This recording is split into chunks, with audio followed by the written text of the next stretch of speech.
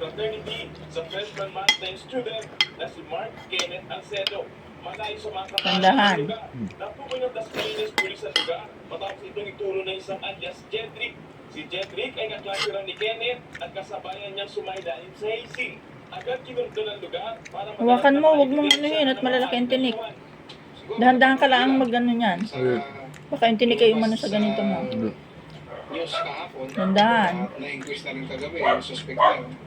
So, may isang biktima din na kasama nito na namatay ay pumunta sa himpilan ng polis dito sa Dasmariñas Police at nakipagtulungan. Nagbigay siya ng initial na detalye. Tingnan mo kung may malaking ano. Sinamahan kami. Oh, yan. Itong lugar.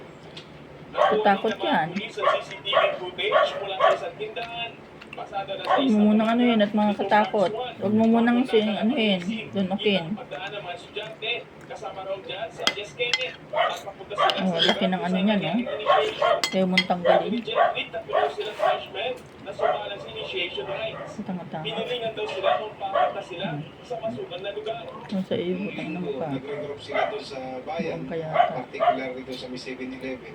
Around na 3:30, madaling araw. Kaya bang mo ayaw mong tanggalin Nagsimpa agad. pa daw sila bago umakyat dito. Pagdating nila dyan sa may bungad na yun, pag-akyat, base sa kwento niya, is doon na sila sinimulan na Kaya hindi natanggal yung tinik. piniringan. Tapos ay inakain muna niya para maalaman niya kung may tinik. Tapos ay alam mo din na niya isa ka lang gaganon. Iba ay, wala ka, yak matingin sa iyo. Kwento ni Jedrick, natapos ni Kenneth ang initiation rites. Nagawa pa nito lakarin ng matarik na lugar sa sitio at nakapagpapatay sa ilog.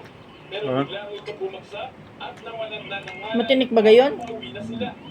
Pati siya, nahimatay din daw siya. So, pinalalayan din siya.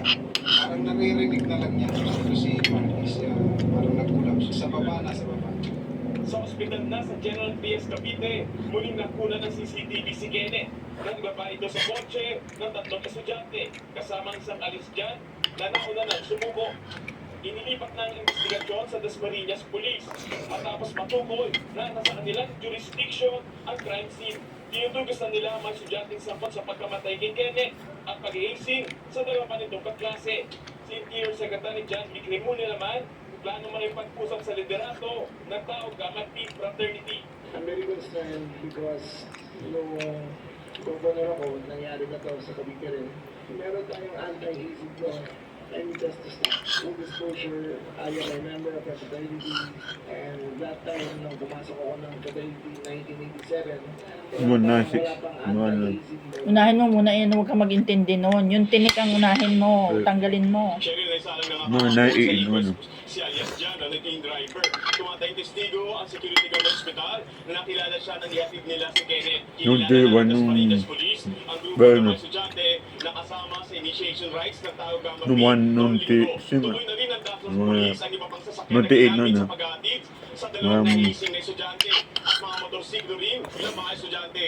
Sa ngayon, magsasampalan ng kaso ang Dasmariñas Police laban sa grupo ng fraternity at wala pang bagong pahayag ang fraternity kaugnay sa posibleng kaso pero nauna na nilang giniit na naipit ay pinagbabawal ang hazing sa kanilang kapatiran. Sherry.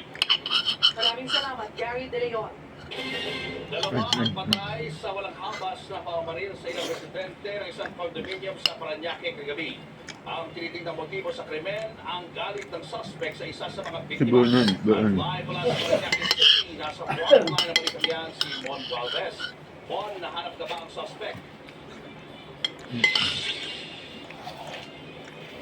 Hindi pa nga, Julius, actually halos mag-iisang araw na ang ginagawang manhunt operation sa mga otoridad sa nakatakas na suspect matapos ang walang habas itong pangmaril sa isang residential building dito sa Parañaque City.